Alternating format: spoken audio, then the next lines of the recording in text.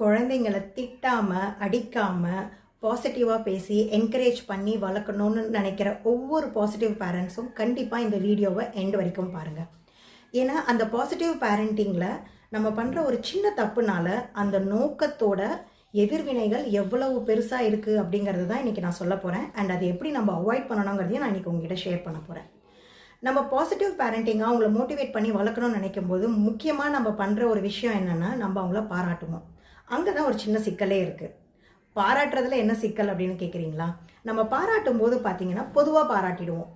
ஒரு குழந்தை நடந்து வந்துட்டே இருக்குது, கீழே ஒரு பொருள் விழுந்திருக்கு, அந்த பொருளை வந்து அந்த குழந்தை எடுத்து அந்த பக்கம் வைக்குதுன்னு வச்சுக்கோங்களேன். டே சூப்பரா அப்படின்னு சொல்லிட்டு நம்ம போயிடுவோம். பட் அந்த குழந்தைக்கு எதனால் நம்மளை பாராட்டினாங்கன்னே தெரியாது. இந்த மாதிரி சம்பவங்கள் தொடர்ந்து நடக்கும்போது அவங்க என்ன நினச்சிக்கிறாங்கன்னா அவங்களும் ரொம்ப பெருமையாக நினச்சிப்பாங்க. நம்ம ரொம்ப புத்திசாலி, நம்மளை வந்து புத்திசாலின்னு சொன்னாங்க. ஆனால் எதுக்காக சொன்னாங்கன்னு அவங்களுக்கு தெரியாது.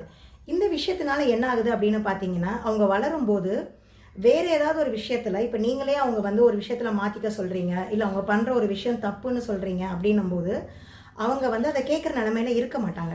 ஏன்னா அவங்களோட ஆட்டிடியூடும் கான்ஃபிடென்ட்டும் ஓவராக போயிடுச்சு. அதுக்காக தான் நம்ம என்ன பண்ணணும்னா நம்ம அவங்கள பாராட்டும் போது எதுக்காக பாராட்டுறோங்கிறத நம்ம ஸ்பெசிஃபிக்காக குறிப்பிடணும். அப்படி பண்ணும்போது அவங்களுக்கு இந்த ஓவர் கான்ஃபிடென்ட்டும் இந்த ஆட்டிடியூடும் வராது. ஸோ இந்த தப்பை நீங்கள் கண்டிப்பாக பண்ணாதீங்க.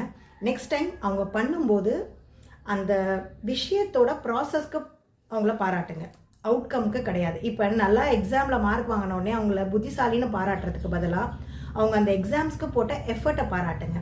ஸோ இந்த மாதிரி நம்ம பண்ணும்போது அந்த குழந்தைங்களுக்கு முடிவை விட அவங்க எடுக்கிற முயற்சிக்கான வேல்யூ புரியும்.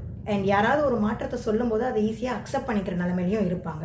ஸோ கண்டிப்பாக இதை ஃபாலோ பண்ணுங்கள். இந்த மாதிரி பேரண்டிங்கான நிறைய விஷயத்த நம்ம இந்த சேனலில் பேச போகிறோம். ஸோ நம்மளோட சேனலுக்கு சப்ஸ்கிரைப் பண்ணுங்கள்.